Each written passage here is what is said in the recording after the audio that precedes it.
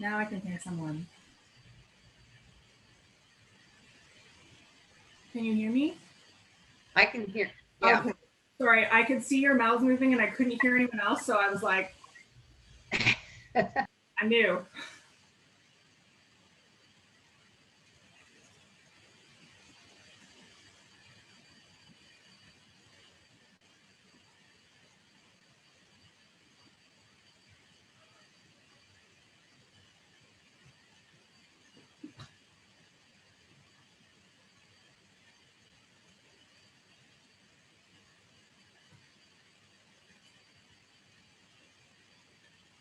So Eureka, I do have a couple of slides to show.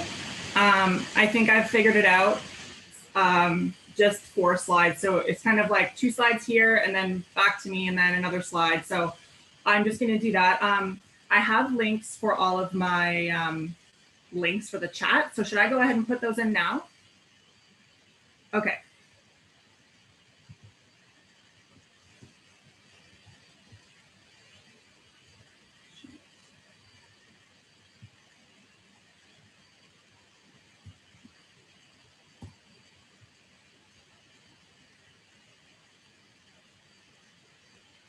So hopefully that's visible for everyone.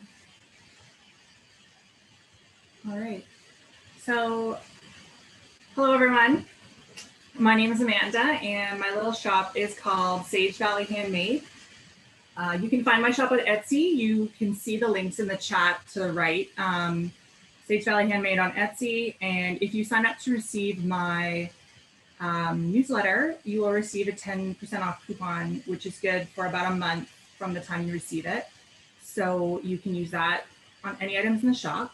And you can also follow along on Instagram. My Instagram username is Sage Valley Handmade.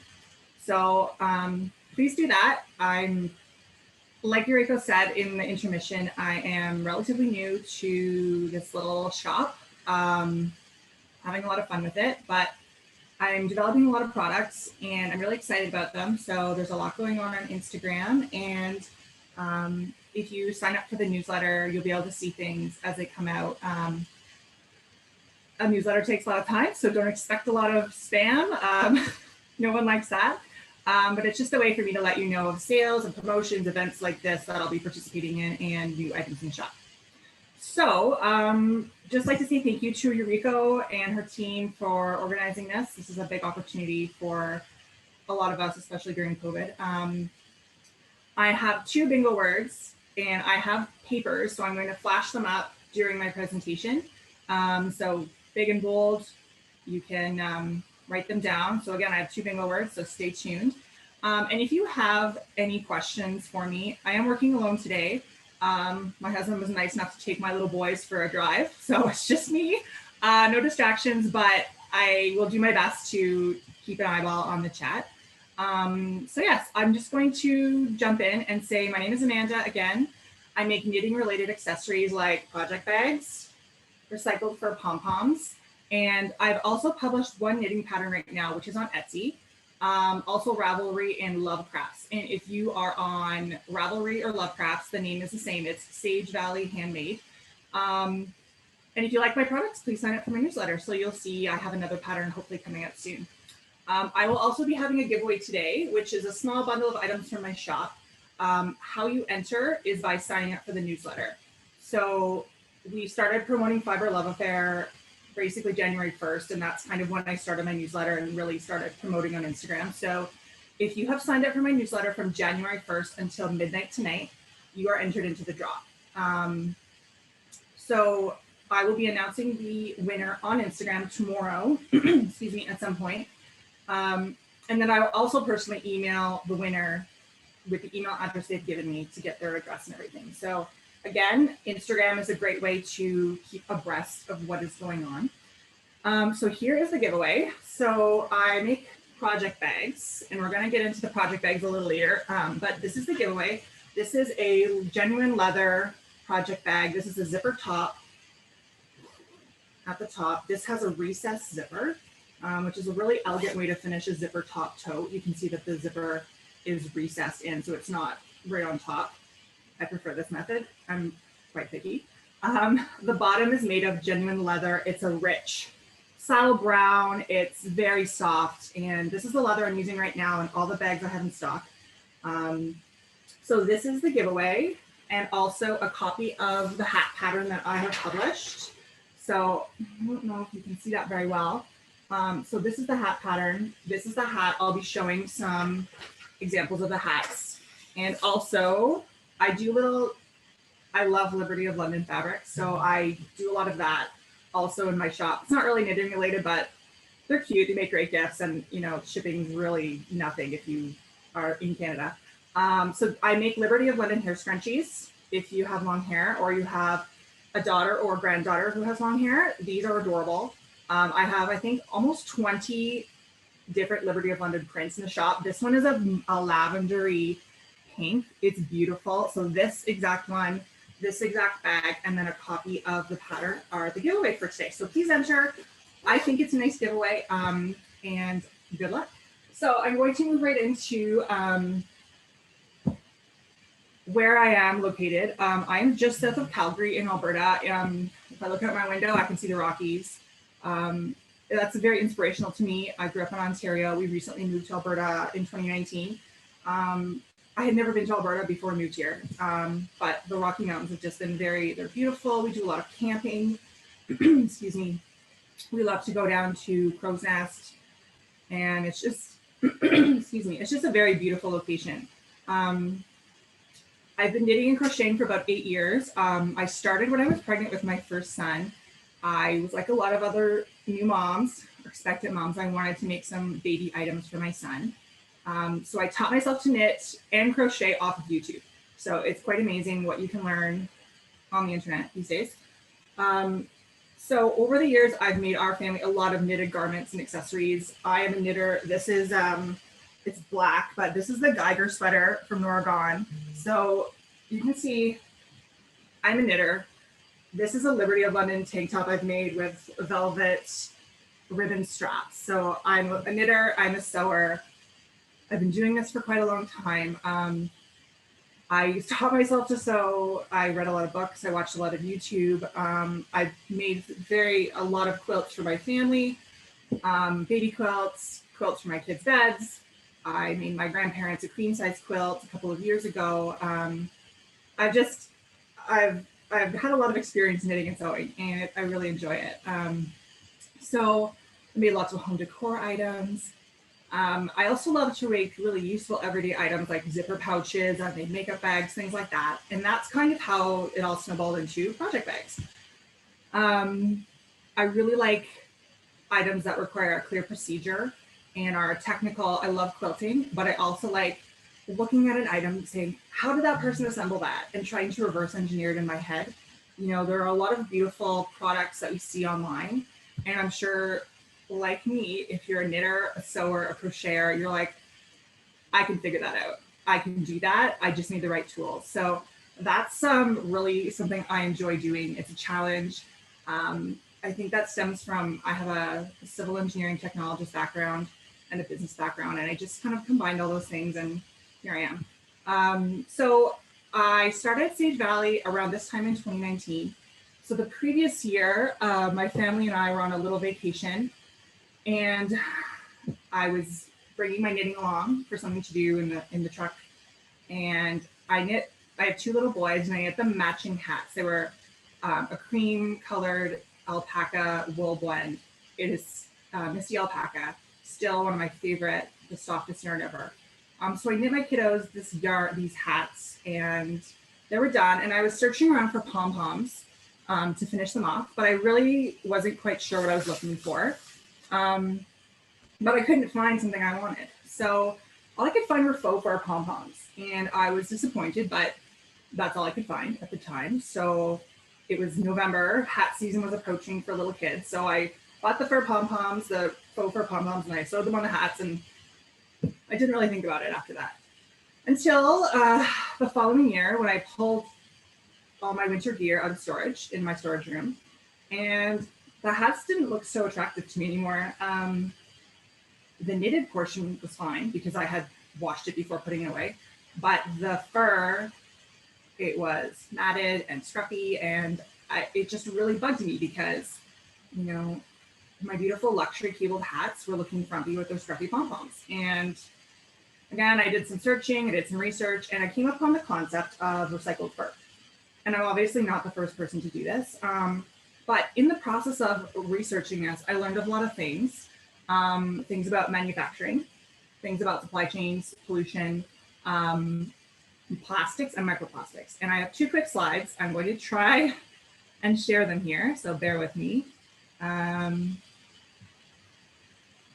see.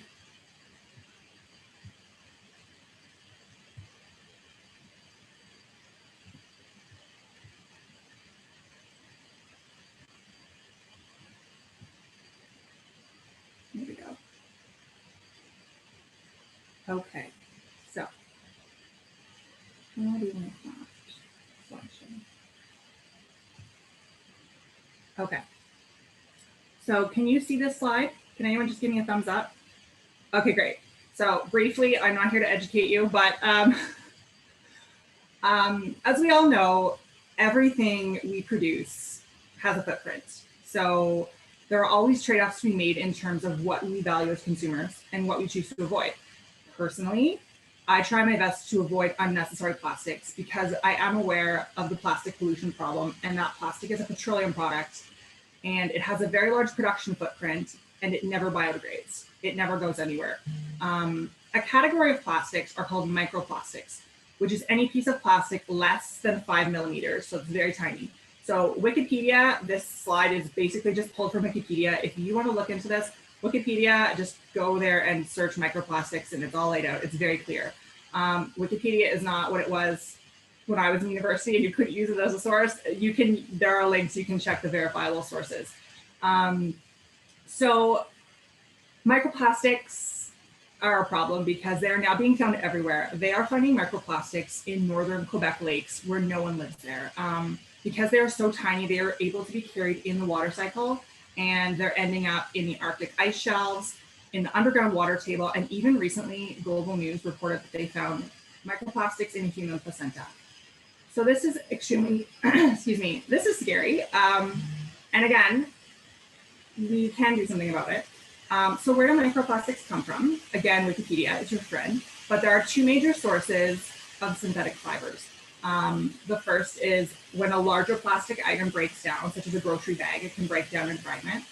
The second item is when you wash your clothing in the washing machine. If you have synthetic clothing such as nylon, polyester, acrylics, and spandex, these all shed microplastics. So what is faux fur made of? Acrylic and polyester. So the second slide is just showing you, this is a slide, an experiment was done, and this is from The Truth About Fur. That is the website on the bottom. Again, part of my research, I was wondering, well, what happens to faux fur and real fur when it's thrown in the dump or whatever it is, wherever it ends up when you're done with it at the dump. Because you cannot recycle. You can recycle some textiles, but most textiles cannot be recycled. There's nothing you can do with them. You use them as rags and then they eventually end up in the garbage. So this slide is just showing they buried fur and they buried faux fur and they buried it and left it in the ground undisturbed for a year. And then they dug it up and you can see on the right-hand side, after a year, the faux fur on the left is still there. And on the right, those are fragments of leather. So the leather hide from the animal. And then there's stitching. Obviously, the standard when working with leather is bonded nylon thread. So you do need some synthetics. They add value and longevity to a product. So what you're seeing on the right there is shreds of leather, basically, and nylon thread. So I'm going to stop sharing that screen and continue on. So, as I said, we're all crafty people here. I figured out how to make my own fur pom-poms, and I searched the high-end vintage and consignment stores in Calgary. And after doing my research and learning about all the different types of fur, and I had pom-poms. I can go to Michael's and look at pom-poms. What are the qualities that I like in this pom-pom versus that? I ended up finding a coat that suited my needs, or so I thought, and I was right. It is a crapshoot because you never know what you're going to get until you open it up and check out the quality of the construction and the lining, but I took a chance. So my requirements are that it is a high quality item. I'm not interested, obviously, in fur that is molting or anything like that. Most of the furs that I even consider looking at are all Canadian furs. Canadian fur historically has a history of being superior quality to even American furs, just because of our climate. I prefer high-end labels on my fur. Two of my labels that I have, one was Saks and one was Run Through Furs, and these have been known to produce the higher end furs. And also, I'm not taking garments that people could use as a fur coat because, first of all, the price point, I couldn't afford to do that. And second of all, those garments still have useful life in them in their original form. So I think it's better for them to be left there for people to use in that form. The garments I'm choosing, the fur is in great quality, but a lot of times there's wear kind of here on the collar, the linings are in bad shape, around the cuffs, things like that, where you see normal wear and tear in a garment. That's where you're seeing where these garments are not suitable to be worn as a luxury fur coat anymore. So I realized also that it's not important only to eliminate the plastic from the faux fur portion of the pom-pom, but also the interior. So I have some examples here for you. So this is Fibre fill. It's a synthetic. I think it's an acrylic poly. I had it in the bag somewhere. And this is what I'm using. This is raw cotton, and you can see that it has like seed hulls still in it. It's very raw. I sourced this locally from a Calgary doll maker. She makes like Waldorf dolls. If you're familiar with those. They're all natural. They use cotton. They're handcrafted dolls. She does amazing work. She also makes puppets. And she uses this cotton. All her dolls are natural materials as well. So she uses this cotton fiber fill. So it's new cotton. It's a new textile, but it's raw. It's got seed hulls, and it's just the same thing, but you bury this, it will biodegrade. Whereas this will never go anywhere. So that's that. So I'm going to show you the fur pom-poms that I have. I have 3 furs. The first one is Crystal Fox. This is, if you like warm tones, this will look great on you. It is an auburn base, and it has darker lowlights in it, and then the tips are like a taupe color. So this is very popular. People love this. This particular Fox garment was a shorter, denser fur. So, and because fur is a natural material, it will have different characteristics. This one doesn't have a ribbon yet, but you can see that it's got a lot of different tones in it. So I have a question. Does wool work as a filler for your pom-poms? Probably. The reason I chose cotton is because I need to be conscious when if I was doing this for myself, I probably would have used like scrap yarn or something. But as it's a product I am marketing, I thought it would be more professional, and the cotton is new. It is not recycled. It is new. But I don't see why it couldn't work. If you are, let's say you are a spinner and you have wool lying around, absolutely. I don't see why not. It's also a natural product. And then someone else says, the degradation of the faux versus real is really interesting. And I had never thought about that either until you go down these rabbit holes and you learn. So, yes. And Heather is saying that the ethical versus animal-friendly choices are not actually good for the planet. Yes, you're right. Traditional materials that our ancestors used. And think about your grandmother's leather handbag that you treasure as an heirloom. You know, it's been around for a very long time versus a vinyl of the same item in like a vegan leather or a vinyl, it would degrade, like it would become brittle and cracked. So there are those things to consider to longevity. So this is a Crystal Fox. This is very popular. The second one I'm going to show you is Raccoon. So this was the original coat that I got, that I sourced locally. And this is probably my favorite. If you're a dark chocolate lover like me, This is like a dark chocolate base. It's not warm or cool. Maybe it runs a little ashy.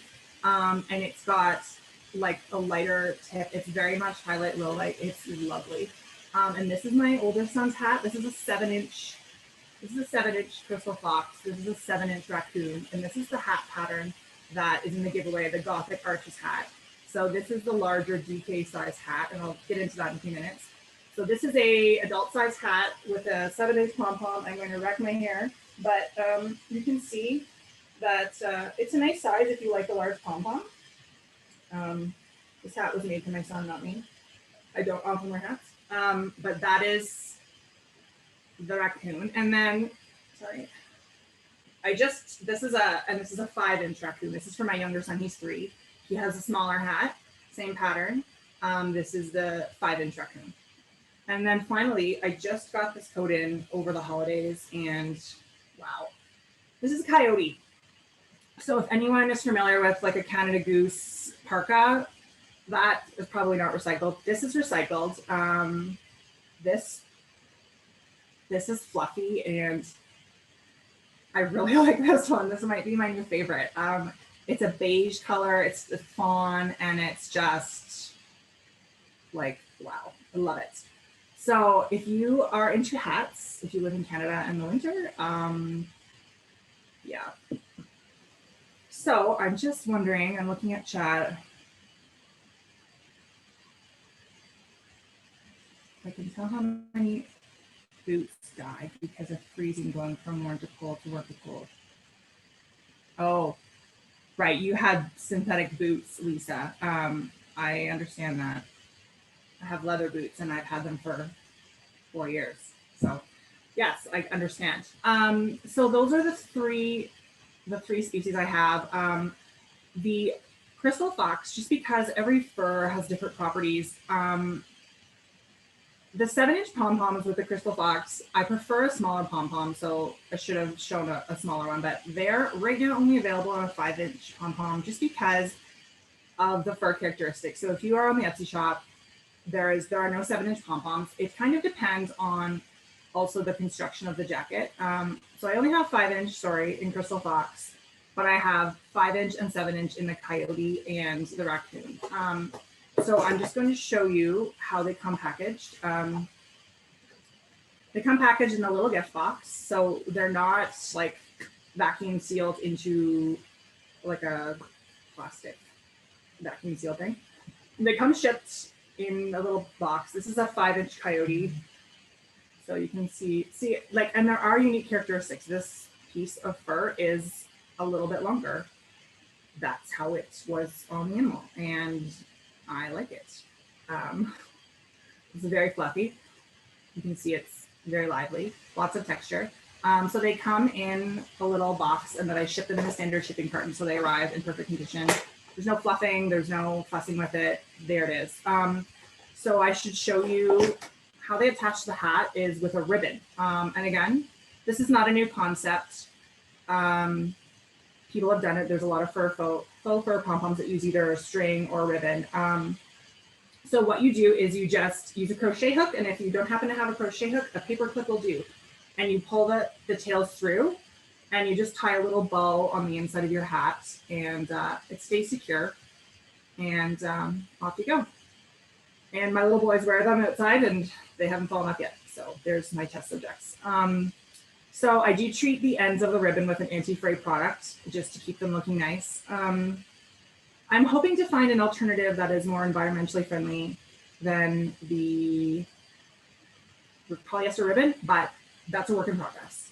So I'm going to pause here and give you the first bingo word, which is environment. So there's the first bingo word, environment. And yes. So again, this is the hat pattern that I have developed. It's called Gothic Arches. And I will show the slide later, the inspiration. I'm concerned that I might be running out of time, but the inspiration for this pattern was my sister and I and her friend took a trip to Spain in 2010, and we went to Barcelona. And the Picasso Museum there, the courtyards with the Gothic Arches, just beautiful. I love architecture, and it was really an inspiration for this hat. So again, the hat pattern is available on Etsy, Lovecrafts, and Ravelry, all under Sage Valley Handmade. It's in sport or DK weight, so you can make 2 different sizes from one pattern. And so this hat is actually the second pattern that I've developed, but it's the only one published. I'm going to show you the sweater that all I have to do now is braid it. So this sweater is finished, and I'm hoping my screen doesn't go really washed out because it did when I was testing. But this is the front of the sweater. It's called the twist pullover, and you can see it's got a lovely texture all down the arms. I'm calling this a K3 twist texture. It's all down the arms. This is knit in Fibre Lore, which is a untreated DK. The front of the jumper or pullover, it's a raglan sleeve. It's got raglan lines, and you can see that there's a cable that runs from the mock neck all the way down under the arms. And the cable on the side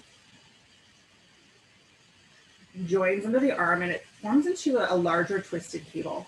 And that runs down the side, and then it is a split hem at the bottom.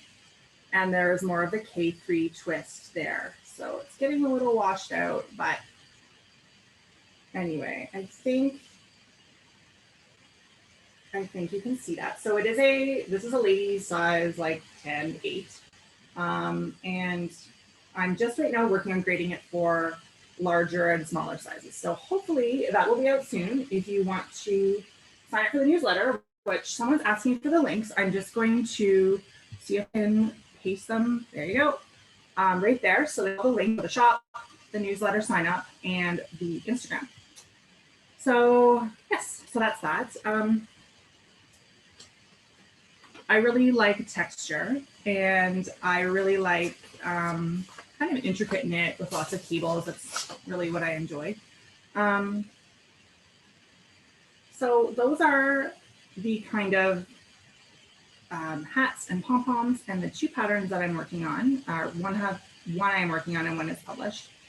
So I really want to show you my project bags, which I'm really excited about. I love to sew. I love the technical aspect of figuring out how things are constructed. And it's a lot of fun. I love combining materials and beautiful fabrics and leather and kind of seeing what works well together. And I've been getting a lot of pride lately out of my finished projects, so I hope you enjoy them. So all of my bags are made from natural materials. I just think it's really important that we think about the entire life cycle of the products we're choosing to purchase. So I'm working with leather. Leather, you can see this is soft leather. I'm working with canvas. So a lot of these designer printed canvases are a linen cotton blend. I believe this is a linen cotton, linen or cotton, it's all natural. Very nice printed cottons. This is a Paper Raven Co. You can see there's little mushrooms, beautiful. And leather strap, cotton drawstrings, matching the kind of linen color of the fabric. A lot of bag makers will use fusible interlining to give structure to their bags.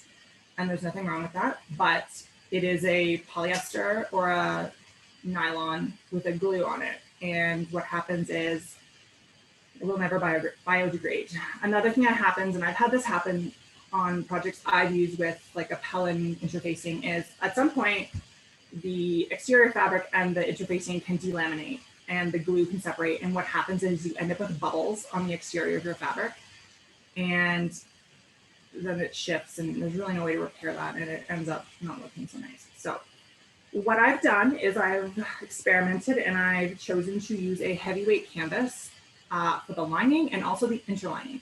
So this is exterior, interlining, and lining on this bag. And see, there is a sweater in here, but it will sit up on its own. It has the volume and the structure in the body to do that. And I really like that. So I really love leather, and I know that I'm going to show the fireside. I just want to get through the leather. I know that there are lots of options out there as an alternative to leather. There's cork now, cork fabric.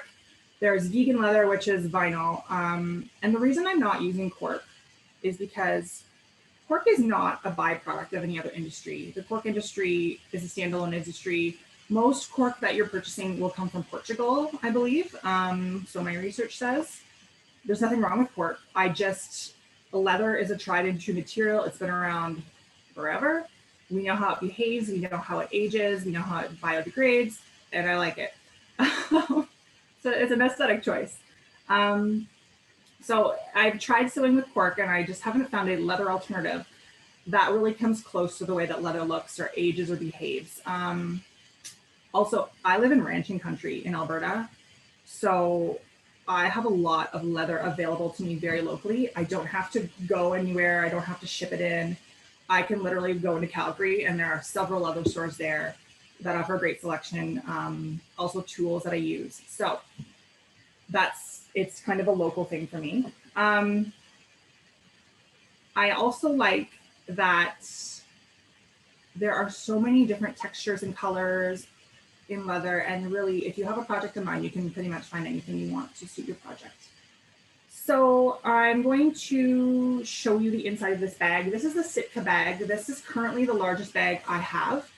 I have a larger one planned, and the top will be wool, and the bottom is a heavier, more structured leather. This is a very soft garment leather. Like, this is considered upholstery leather, but it's very, like, it's butter. It's just lovely. And the color it's actually showing up a bit more red right now than it is.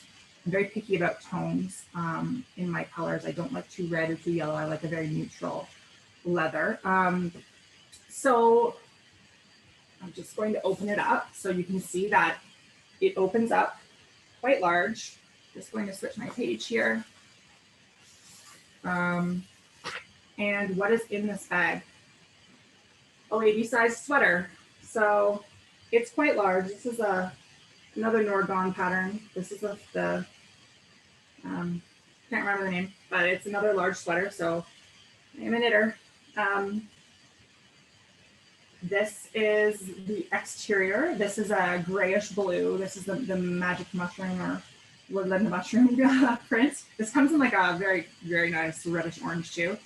So you can see the interior of this bag. I have chosen to use a nylon zipper just because nylon zippers are very flexible. If you put a metal zipper and you're doing the drawstring, it's a little stiff. So I've chosen to use a nylon zipper. So it has a leather zipper window, and it also has a patch pockets here, and you can put your phone in there. They also hold snacks. It's a big bag, so I've tested that out because I like my snacks. So here is the my machine stitched leather handle. A lot of bag makers will purchase ready-made straps and items for the bags. Don't do that. It's very important to me that the leather is all the same. I don't want a different color of leather. And I think it just adds, like, I made this. It's handmade from start to finish by me. The only thing I didn't really make was the zipper. I didn't weave the cloth, and I didn't raise the animals for the leather, but I really like the one craftsperson idea. Yeah, so I have a good question here. So I will talk about the synthetics that I do use. So all of my bags are sewn, first of all, on an industrial sewing machine. I have a Juki 1181, which is an upholstery and leather and think like a horse blanket type weight machine. I'm not sure. I do have a domestic sewing machine, but if you own a domestic and you have tried to sew in leather, you've probably been very frustrated. So I have a beast of a sewing machine. I think the thing weighs 75 pounds. It's cast iron. It powers through leather. It's a dream. I'm sewing with a bonded nylon thread. So it's a Tex 70 thread. So, excuse me. the weight of the thread I'm using, it doesn't go through a domestic sewing machine. I have a decent domestic sewing machine. I have a Janoni, and it is a decor sewing machine. So it is able to handle like a decent weight of thread, but it just doesn't. So I think I tried for years to make this bag on my domestic machine, and I couldn't do it because I didn't have the right machine with a proper walking foot for leather. Because when you're sewing, I have a strap sewn. I have 3 layers of leather here, this strap, 3 layers of leather, plus 2 layers, 4 layers of canvas. So I have 3 layers of this leather and 4 layers of canvas. So my machine can power through that, no problem. And that, to me, that is the difference, the stitch quality and the ability to make a properly manufactured item for sale is really, to me, the difference between producing a good quality product and not, if you're going to be using canvas and leather. So that's kind of my little discussion on synthetics and why we do need synthetics, but I think using them judiciously is the key. So this is a Sitka bag. I'm going to move on. Someone asked to see the Fireside bag. So yeah, this is one I'm really proud of. This is Fireside. I love it. It's just really cute. The Fireside bag is made of pure wool. There's no synthetic content in this wool. I tried really hard to avoid wool, and there are lots of wools out there, but if you take a look at your pea coat, it's probably got a nylon or a polyester in it, and there's nothing wrong with that, but I prefer pure wool.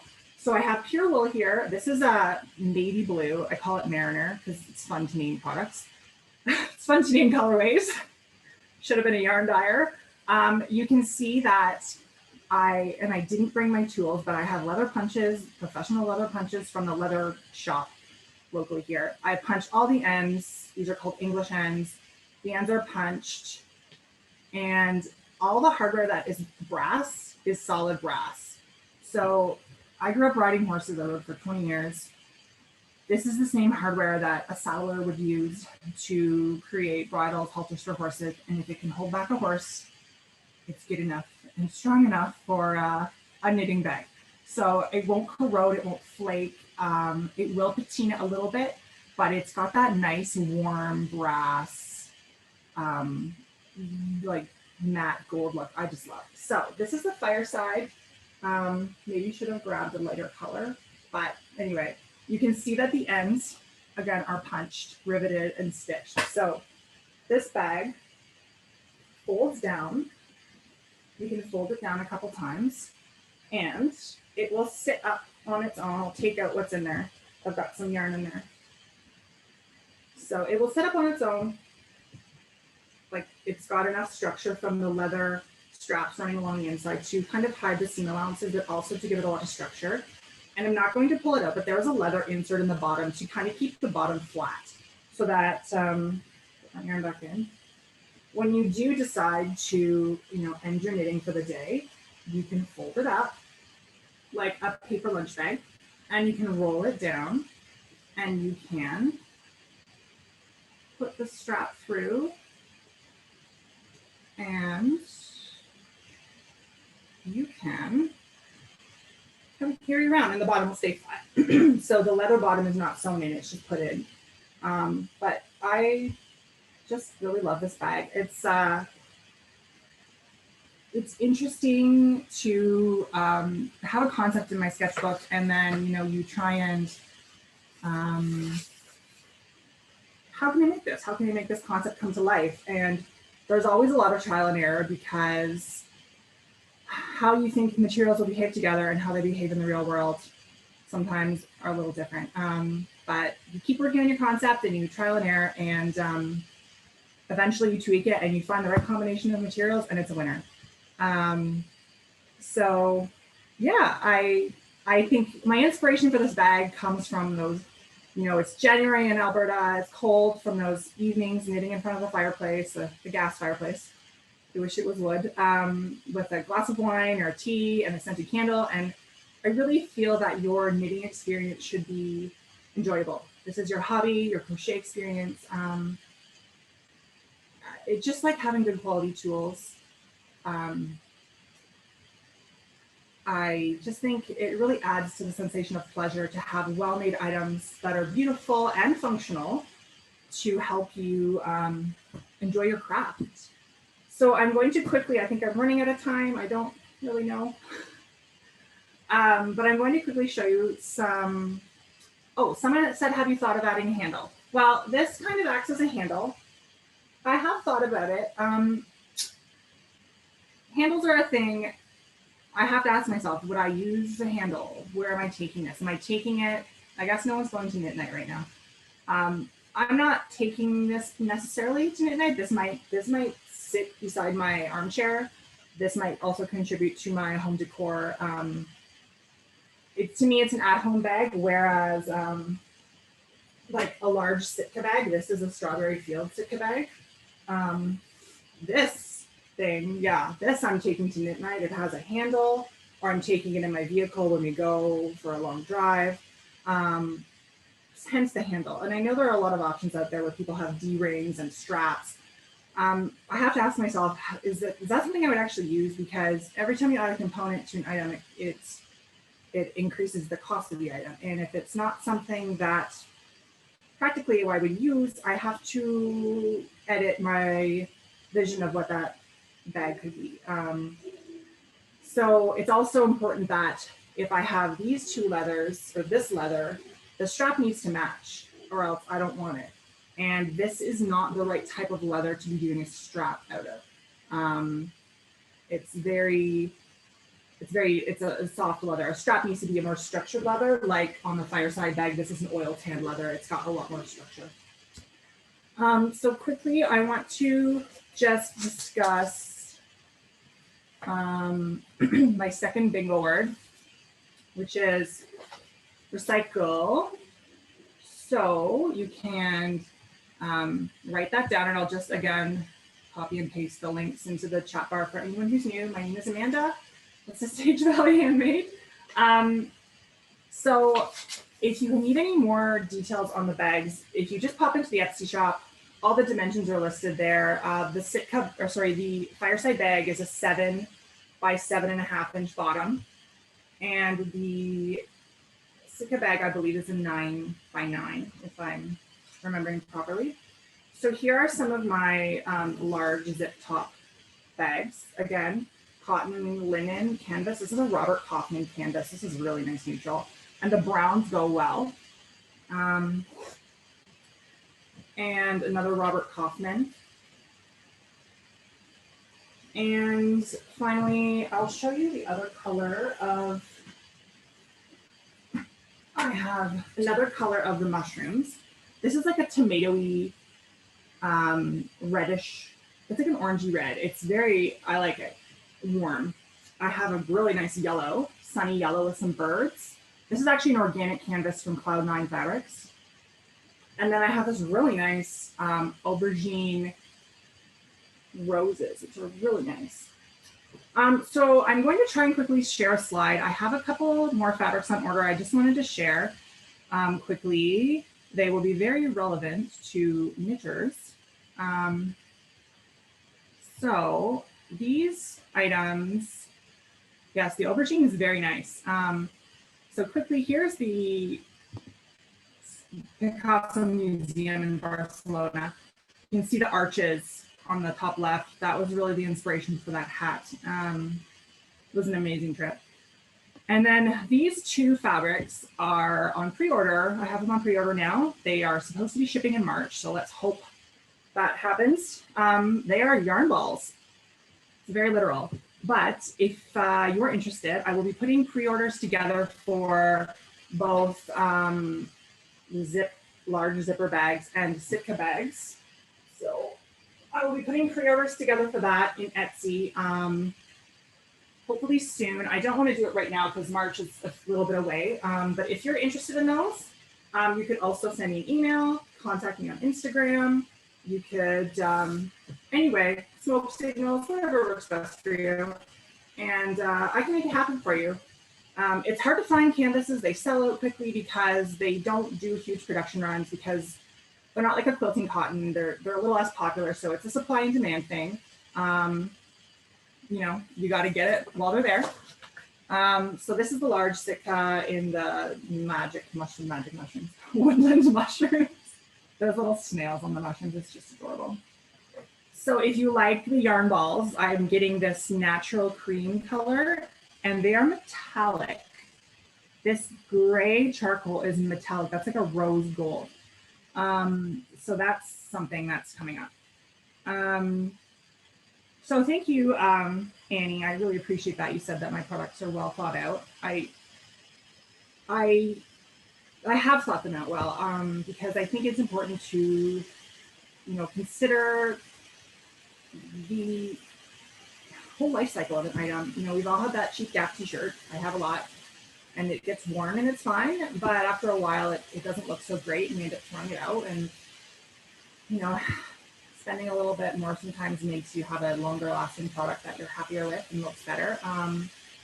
And there's always environmental costs, social costs, monetary costs to everything you choose. And, you know, as a consumer, we have to make those choices. And, you know, just like as a knitter and a crocheter, I prefer to work with wool. There's nothing wrong with other materials. I have made acrylic sweaters for little kids because that is the best material a lot of times for that application. But it's just, we all have life choices to make. And I think it's important to do our research and those kind of things. So a couple products that are coming up that I'm still working through my brain. I will have some needle cases coming out. I have all materials for them. For interchangeables, like if you have chow glue needles or like Addy hooks, I think I have chow glue, but I'm working on some interchangeable needle cases where you can store your cables. It's going to be very similar to a Fireside bag with a similar leather strap and the slider, the brass slider. So I'm really excited about that. I'm waiting for one more material. And I'm also doing a larger version of this bag with a thicker leather with a wool top. A DPN case. Yeah, I don't see why not. It just takes time to like make something, perfect it, and kind of, you know, do some product research. Well, what are the common sizes of DPNs? I personally knit magic loop and traveling loop, but people that like DPN, some like longer, shorter. So it's just kind of figuring out what are the products that people use if you're going to have an accessories case that needs to fit the products. So yeah, DPN case, you know, shoot me a message and I'll see what I can do. I find my DPNs get mixed up a lot unless I tie them together. Well, we all have cables everywhere. I have cables under my couch probably. Please do 8-inch. Okay, I will write that down, 8-inch DPN. Okay, another item that I'm working on that's almost done is for all you stranded knitters out there who have several little balls of wool and they're all tangled. I am doing I'm going to be doing a yarn pod that goes inside your bag, just canvas with some grommet and a zipper, and then hopefully your three little, I mean, a lot of patterns are just 2 colors, but sometimes there's patterns of 3 colors in a row, and you know, that outlier can make all the difference, and you just put your little yarn balls in there. I knit with Jameson's, so they're little balls, and I know Elsie says the sun is out where you almost died. They have little colors as well, so those 25-gram balls are kind of popular for colorwork. So looking at that as a product, and yeah, I just think I'm probably out of time. So if anybody has any questions, I'm happy to answer anything, or if Eureka's going to kick me off, that's also fine too. I just, sign up for the newsletter, follow me on Instagram. If you want to see more swatches for the Fireside bag, they're all on Etsy. And I've been looking for a spindle bag. I'm going to have to look that up. I am not a spinner. Is nettle fiber for thread an option you considered? I have heard of nettle, spinning nettle being used for fiber. I have not considered it for a thread. I'm just writing it down. My reason for sticking with am I allowed to repeat the bingo words, Eureka? Can you give me a thumbs up or down? Yeah, okay. The reason I have not gone with a cotton thread. I am a quilter, so I do a lot. I have 100 colors of cotton thread. Is the tensile strength. So bonded nylon Tex 90 and Tex 70. I use Tex 70. I have some Tex 90. If you think about your truck, if you have tie-down straps in the back of your truck or nylon, this is the thread that is used to make those kinds of high strength items. It is just the standard. It is the standard industry standard for leatherwork, and I don't see a reason to deviate from what the professionals use for the purposes of customer satisfaction, longevity, things like that. I have friends who enjoy Scotch. I also have a friend who enjoys Scotch, my husband. The circular tubes make excellent spindles. Oh, I'm gonna have to look into that. Raise the bar. Yeah, so that is why, some of the synthetics are just necessary. I think the important thing is to use them judiciously. So anyway, I'm going to say goodbye. And thank you, Eureka and Rebecca and the entire Fibre Love Affair team for hosting this event. And have a great Sunday.